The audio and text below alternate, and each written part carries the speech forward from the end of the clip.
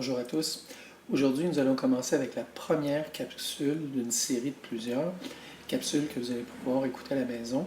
La première capsule que vous allez voir, vous allez dire, ben, regarde, si je regarde mon manuel dans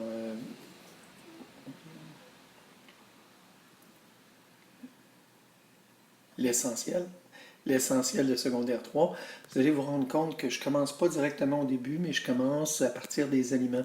Je vais laisser tout ce qui est la cellule puis la conception à plus tard, puis vous allez comprendre éventuellement pourquoi je fais ça. Si on regarde ça rapidement, vous allez voir que je me trouve à être à la page 48 actuellement de votre essentiel secondaire 3. Puis on va débuter la présentation que vous devriez regarder à la maison là, avant de vous présenter au cours numéro 4. Et c'est parti. Bon, si on regarde dans un premier temps, c'est quoi la nutrition? Ben, il faut comprendre que dans un premier temps, on cherche à nourrir nos cellules. Le corps est constitué de millions, de milliards de cellules. Toutes ces cellules-là ont besoin de se nourrir pour soit se reproduire ou soit tout simplement pour croître, pour grandir. Nécessairement, il y a besoin d'être alimenté. Cette alimentation-là cette nutrition-là, on va emmener des nutriments aux cellules, mais il va falloir que ça débute par se nourrir avec des choses qui vont être bonnes pour la santé. Première étape, juste bien comprendre qu'on nourrit des cellules. Bon, si je vous demande d'un premier temps, là, si vous avez-vous écouté la télé hier? Avez-vous regardé, écouté la radio? Avez-vous peut-être été marcher? Mais bref, si vous vous promenez ou si vous écoutez la radio ou la télé, vous allez vous rendre compte à quel point nous sommes exposés à beaucoup de publicité. Puis quand je dis beaucoup de publicité, ben, dans un premier temps, si on se met à essayer de faire des statistiques par rapport à la publicité, on va se rendre compte qu'une grande partie de la publicité qui est reliée aux automobiles, puis l'autre partie est reliée à l'alimentation. Puis quand je dis l'alimentation, ben, je ne parle pas des choses qui sont nécessairement essentielles à la santé, mais plutôt vraiment des choses qui peuvent être soit toxiques ou qui peuvent être en fait qui peut nous exposer à des problèmes de santé éventuellement. Fait qu'on va regarder ça un petit peu plus en détail plus loin. Donc, beaucoup de publicité en lien avec l'alimentation. Maintenant, je vais faire un lien avec la tondeuse à gazon. Je vous demande si on a besoin de rendre une tondeuse à gazon à essence fonctionnelle. Ben, on n'ira pas mettre de l'eau dedans, on n'ira pas mettre du lait dedans, on n'ira pas mettre de boisson gazeuse. Qu'est-ce qu'on va mettre? On va mettre de l'essence. On va mettre quelque chose qui va nous permettre de prendre l'énergie qui provient de l'essence, puis de le transformer en énergie mécanique pour faire tourner les lames. Très important là, de donner ce qui est essentiel à notre corps pour être sûr qu'il puisse nous le rendre sous forme d'énergie mécanique. Maintenant, dernière chose, la dépendance. Vous allez vous rendre compte qu'il y a beaucoup de nourriture sur le marché qui provoque une forte dépendance. Si on pense aux chips, à la liqueur, bref, à plusieurs des éléments qui font partie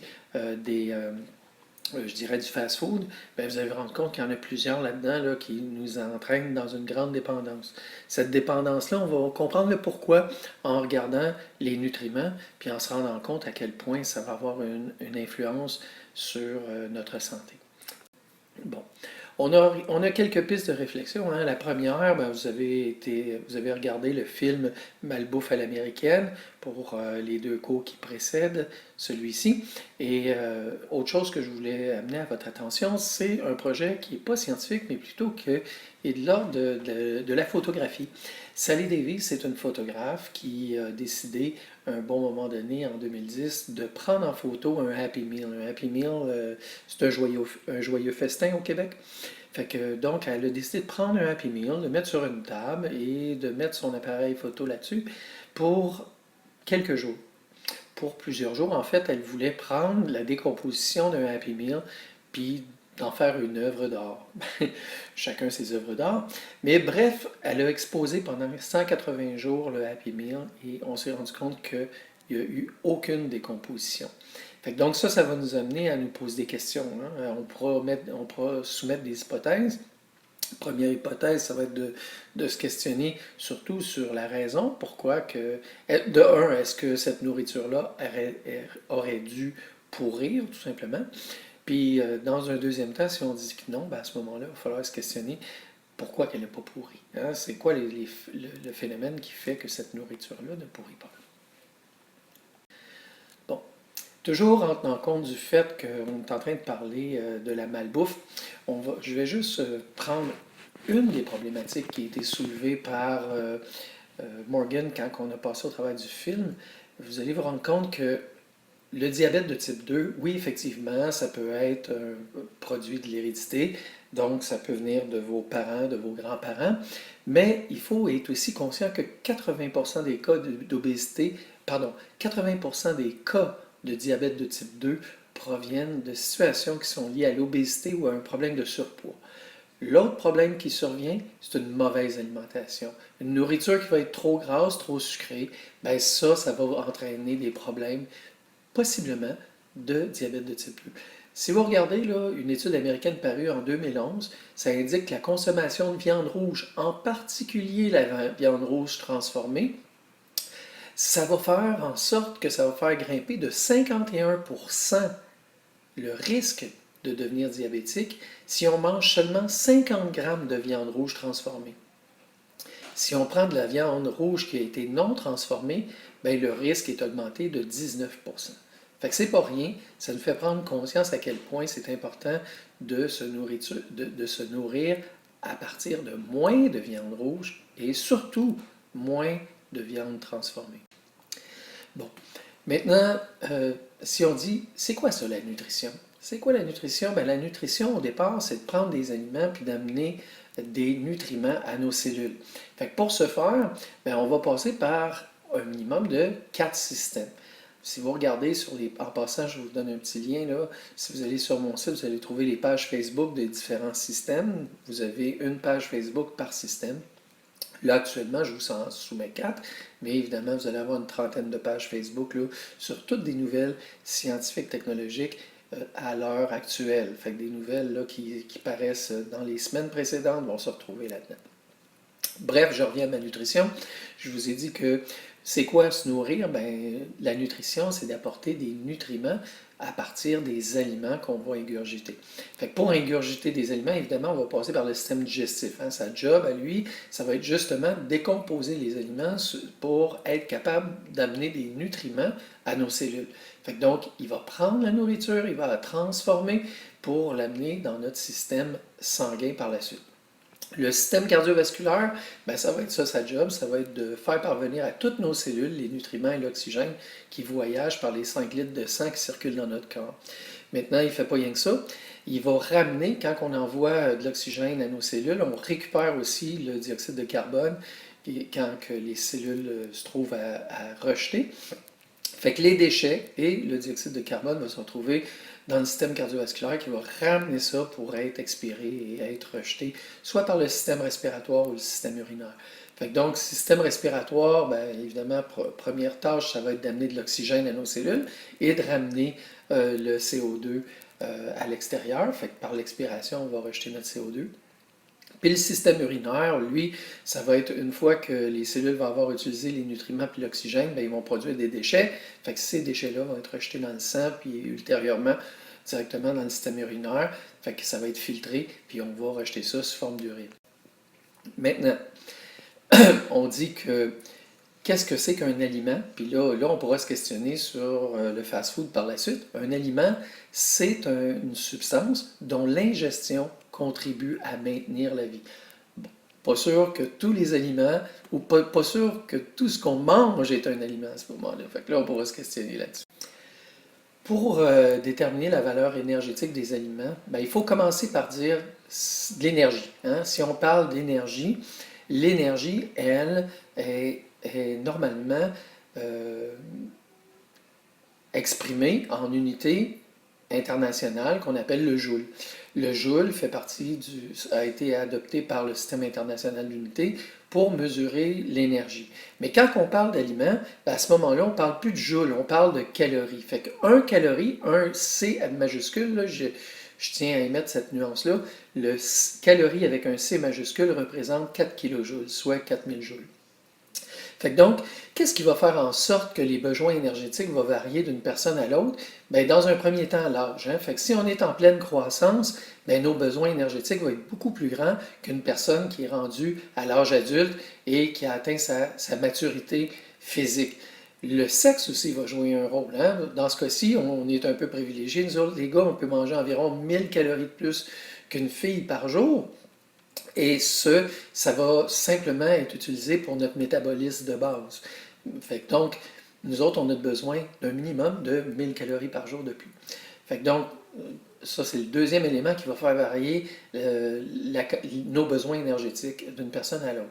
Le troisième, ça va être la masse. Fait que donc, plus je vais être lourd, si je pèse, pardon, si je pèse 100 kg ou que je pèse 75 kg, ben, la personne qui va avoir la masse la plus grande va avoir besoin des besoins énergétiques beaucoup plus grands pour maintenir son poids.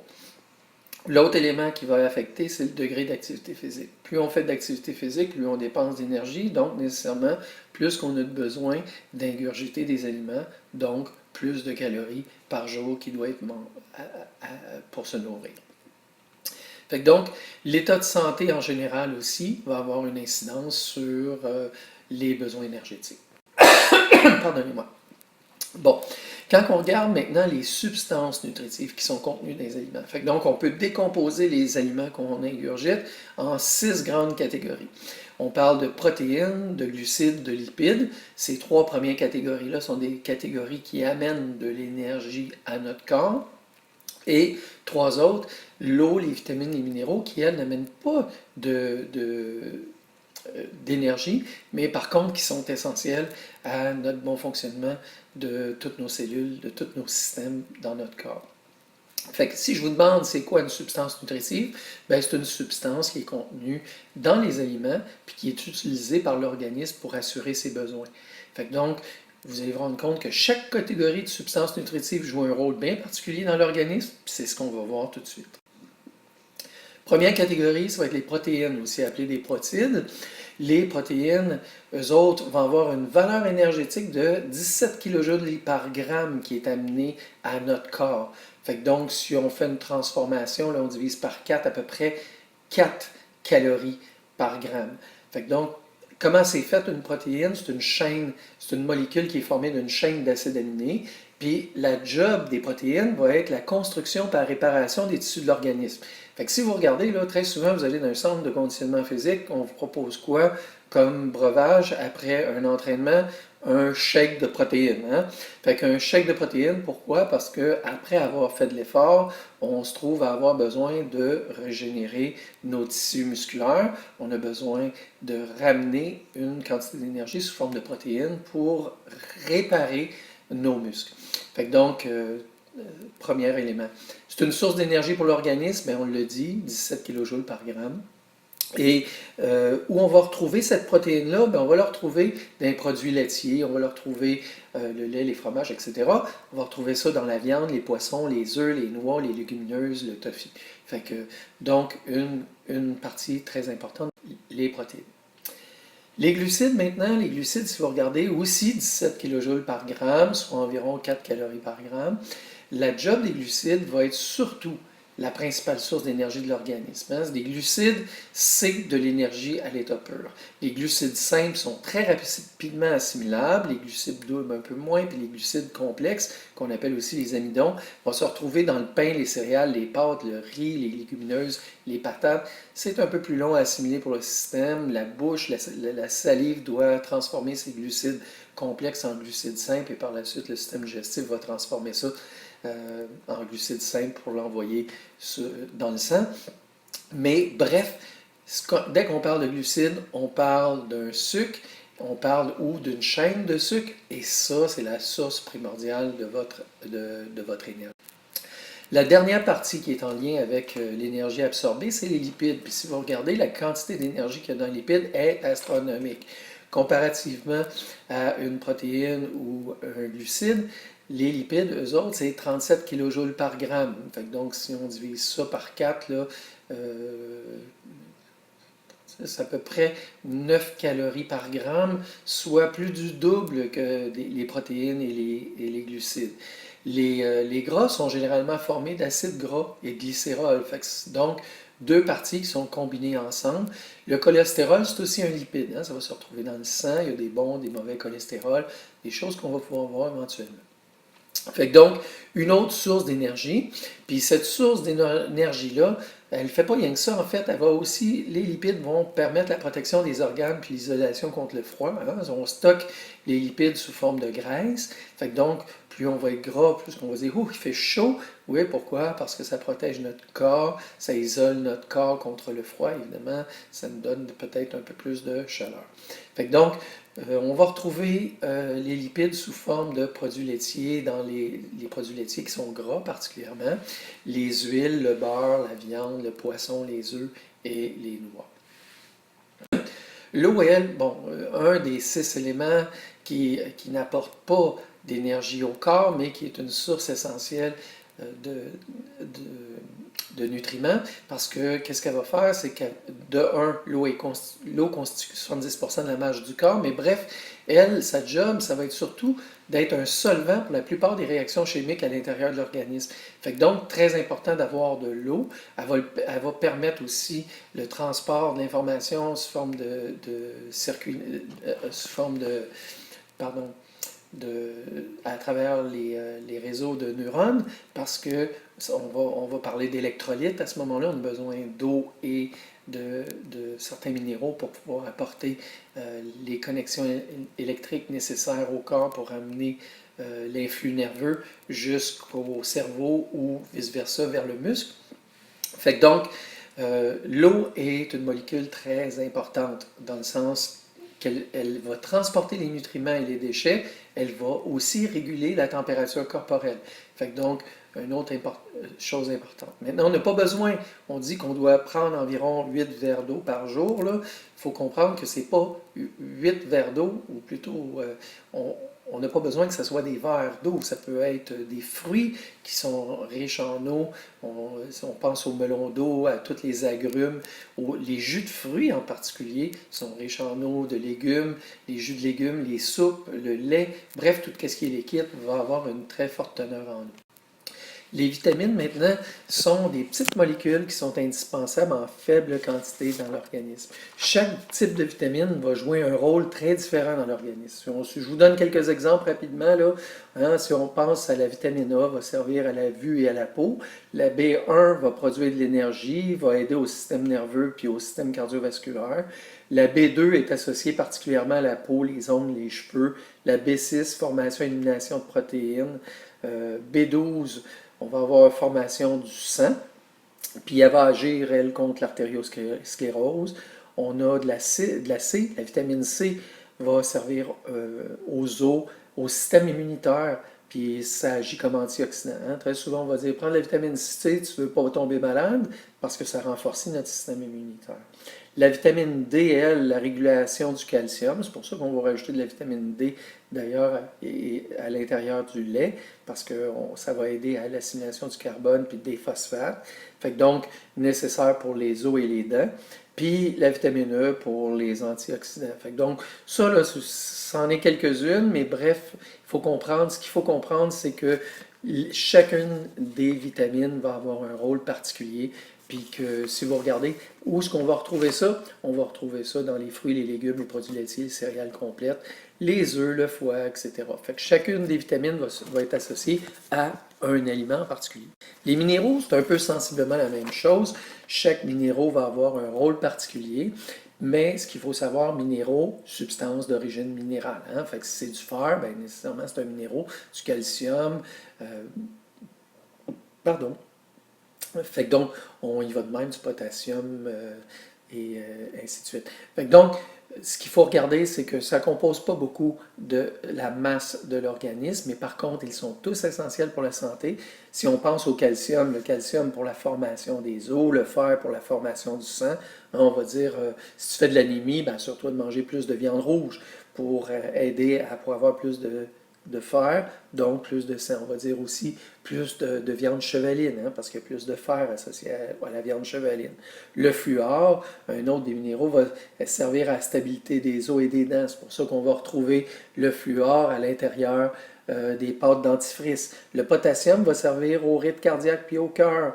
Le phosphore, nécessaire à la production puis l'utilisation de l'énergie. Le zinc, ben, on renforce aussi le système immunitaire. Fait que si vous regardez ça, là, produits laitiers, légumineuses, fruits de mer, poissons, encore une fois, ben, plusieurs éléments, plusieurs aliments qu'on doit consommer pour se garder en santé. Fait que donc ça, là, ici, ça termine la capsule que je voulais vous faire aujourd'hui et vous êtes prête pour faire les exercices du chapitre sur les aliments qu'on va faire en classe.